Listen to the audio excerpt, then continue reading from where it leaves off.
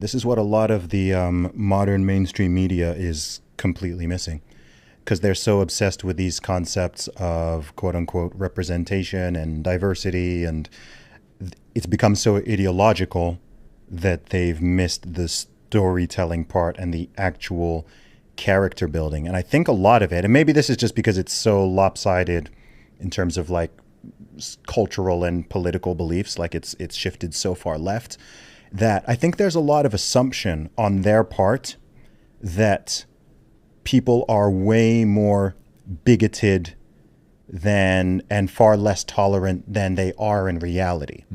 Right? So they'll create a character who's super, I don't know, they'll make a black female character and they'll make her super obnoxious and unlikable and just kind of take an a-hole male type character and slap a female on top of it and release it, and people don't like it and it doesn't sell well, and the movie or show or whatever it is doesn't do well, and then they're like, see, I told you, you were racist and sexist and so on. It's like, no, it's just not a good character. Like, I've seen my entire life. I was born in the mid 80s, and at least throughout the time I've been alive, like I and my friends and people I know, regardless of our backgrounds, ethnicity, whatever it is, we all feel represented by a dope character. It doesn't matter. You've probably seen that meme. Have you seen that meme where it's got like the sort of two comic strip panels, and I think it has like a little girl and like it's something, I think it's the Little Mermaid, and they're like talking about how there's not enough representation or whatever. And then there's an image and it's like Goku from Dragon Ball Z, and it's got like all these young boys of like every different race and ethnicity, and they're all like, that's me. And I was like, that's literally it. Yeah. Like it doesn't matter. Like maybe this is something where maybe there is a bit of a gender difference here. Like I generally do find that men seem to, like, I know me personally and lots of people I know, when I think of the concept of representation, it's not someone who has to like look like me or share my melanin level or background or whatever. It's more like the actual character. It's the character and the beliefs and the actions and the personality that makes me feel represented. If it's like, oh, this person, shares these very base level superficial traits, but well, I also think I that don't see kids that have myself. grown up in the last 20 years, they're going to struggle with it in a way that certainly my generation would not nearly as much. In what way? Well, so I grew up in the literal glow of MLK Jr., where it was like, hey, that doesn't matter. That's only skin deep. Like, really judge people by their character. Like, at least where I grew up, man, people meant it. Yep. And so I would get down with Blade as fast as I would get down and people with Superman. did. You know And what I people mean? did. Like, didn't even think about it. He's badass. I want to be like him. And so for male power fantasy, which is like the whole Goku thing, and I could get a PhD thesis on why anime and manga have just dominated Completely. Western comics. Completely. Dominated. Which, by the way, in the hopes that Eric B. July listens to this podcast, I just want to shout him out. As that's my I dude. know that I think he is an incredible voice. Yeah. Absolutely fascinating guy. Anyway, and it was in Shout way out to the Rippaverse. but it is very fascinating what happened with the Japanese. They really understood power fantasies for boys and were able to deliver just pitch perfect, which is why it doesn't matter ethnicity. Kids are all like, yo. Yeah, that's it's interesting, but I think there's a unique opportunity now in terms of media in general, whether it's entertainment or it's news or it's podcasting or anything else, where I think the big mainstream players, I think they're heavily ideologically captured, and they have put ideology over quality and storytelling.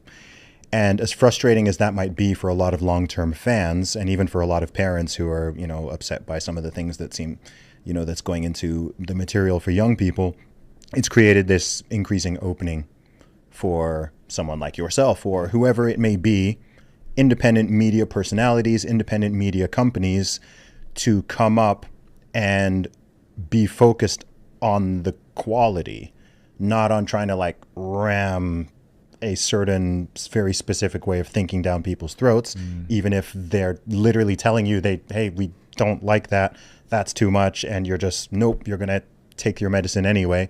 So I'm quite fascinated to see over the course of the next few decades how that landscape changes, because you can just see the trajectory right now. You can see one rising, you can see this old model falling, and they're taking so many L's. I find it strange how the level of ideological capture is quite fascinating to me, because it's not like, oh, let's try these 1 or 2 movies. Let's try Ghostbusters and make it all women, right? Like, let's try it, let's do that. And it's not like, okay, we'll try a couple things and it doesn't work. It bombs at the box office. You lose millions and millions of dollars. And then they're like, okay, yeah. Even from a pure business perspective, a pure capitalistic perspective, you'd think they'd be like, okay, yeah, that's not working. We can look at the data. We can see what's working. We can see what's not working. And they're not adjusting. They're just going down this very strange route where it's like, okay, we're going to just keep losing all of this money on all of these different assets. We're going to take beloved franchises that have lasted for decades and decades and decades, and we're just going to race swap, gender swap, whatever swap this beloved character. People are telling us, no, don't do that. I won't watch the movie if you do that. And they're like, well, you're just a bigot. We're going to do it anyway. And then it bombs. And they're like, see, we told you people were bigots. And it's just happened over and over and over again. And it's quite psychotic to me. I think this is where even some conspiratorial thinking comes, because normally you'd just be like, okay, you know, they want to make money. But then you're looking at it and you're like, okay, so they're willing to lose money, significant amounts, in order to keep going down this road where people are rejecting it. The customer is rejecting it, and you're just still going. It's like, okay, what else is at play here? Like, doesn't seem sustainable by any normal understanding of business. So I've said a lot there.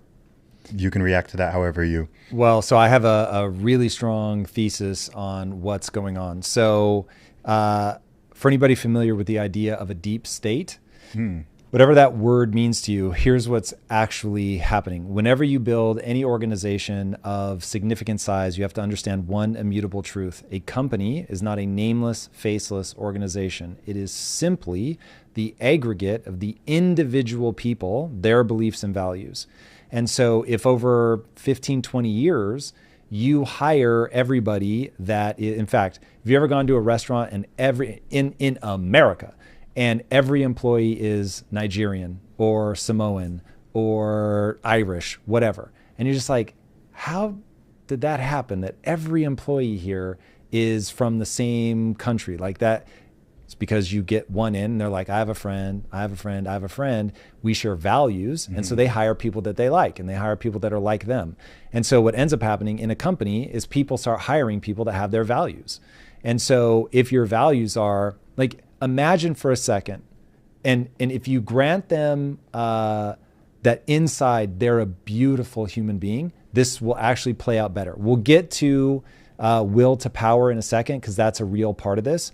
But first, just assume they're actually a really good person, and they experienced a moment like I experienced with that little girl at the comic shop, the comic convention, and her mom comes up in tears, like, you really made my daughter's life better. I can't thank you enough for this. This is so cool. And you're like, wow, man, like that really felt good. Like I worked so hard in the dark by myself, alone for a long time, and then I put this thing out into the world, and it really meant something to somebody. I mean, as a creative, it's all you want. And so you're Disney, and for 20 years, everybody getting hired all shares, like they hear that kind of story and they're like, yeah, we want to make stories like that. Like, we don't want stories anymore where the damsel's just in distress all the time. Like, I love the stories for what they were, and I get where they came from, and I understand, but like, let's do something new. Let's do something fresh. Like, let's really take a female that has agency and owns it. But they all start being hired because they're ideologically aligned. They have the right values, but they don't know how to tell story well. And so they lose sight of, this only works if those characters are fallible. It only works if you're not holding this person up as some great paragon. Harry Potter is flawed, man. And at times he acts like an ass, and you get to hear his thoughts. And sometimes you're like, that's a dick thing to think. But you recognize yourself in it, right? So you're like, fuck, I've thought dicky things before, and like, I've been an ass to people. And so, whoa, like you feel like you're in the mud of reality, real life. And so it makes it so much more engaging. So they're with the best of intentions, but they are ideologically driven, which is what I warn our company We're ideologically driven. So we have to be careful. We have to understand that that can become a vice and not a virtue. And so we have to watch out for that. And we have to tell a good story first above everything. And so they lose sight of that, ideologically driven. They hire other people that are just like them. Now, they become the deep state to your the CEO of the company. Bob Iger is like, what the fuck is happening? He's like, you guys know what you're supposed to do. I fired a bunch of you. What is going on? And it's like, but bro, for 20 years, everybody in your company was hired based on this set of values. And so now, unless you Elon Musk it, you come in and fucking, 85% of you guys are gone and we're going to rebuild. They'll just keep pulling in that direction. And the reason I call it the deep state, read a book called JFK and the Unspeakable. It is the most devastating description of what a government actually functions like. And if you really want to chase it down, just in case it's like, well, this is JFK, this is all conspiracy. I'm not a conspiracy minded person, but do a double shot. So JFK and the Unspeakable, and pair it with a novel called The Wealth of Shadows, about how the US Treasury Department used the financial system to break the back of the German war machine. And then how on the tail of that, they made the US dollar, the Bretton Woods Agreement, they made the US dollar the global reserve currency. It's based on a true story with real characters. It's fictionalized, but it's a true story, real characters backed up by tons of documents and all that. Now, one of the guys high up in the US Treasury was a Russian spy. Crazy, but true. So it's like when you begin to realize there's spies in the government right now today. I'm not trying to be conspiracy. I'm just like, this is the deep state of anything. There are going to be people in your company that are just pulling in a different direction than you. They have a different set of values. The guy that was trying to work with the Russians because he believed that that's what he had to do to get certain deals done. And if I have to work with the Russians, like that's just what you do to get your deal done. So yeah, did I get paid to give them information? Yes. But did I also get the US dollar turned into the reserve currency? I did. So what are you really mad about? But it's like you get people pulling in different directions. JFK and the Unspeakable. Dude, the war machine that Eisenhower warned against was like, yo, we've got this beatniky, peace-loving hippie guy that just got elected president. We can't have that. We can't have communism sweep Asia. We just can't have that. Not on my watch. And so, look, now I'm deep into conspiracy. Read the book. It is extremely compelling. And they're just like, that's not the way we see the government going. And so they take him out. It's pretty unnerving. So anyway, it's unnerving largely because it fits my worldview of how humans really are. A ton of people with the right intentions, a ton of people that are willing to go pretty far because they believe they're right. And hey, I'm doing it for the right reasons. Yes, I'm a Russian spy, but I'm a good Russian spy. So it's like all those things are real and they exist in companies as fast as they exist in governments.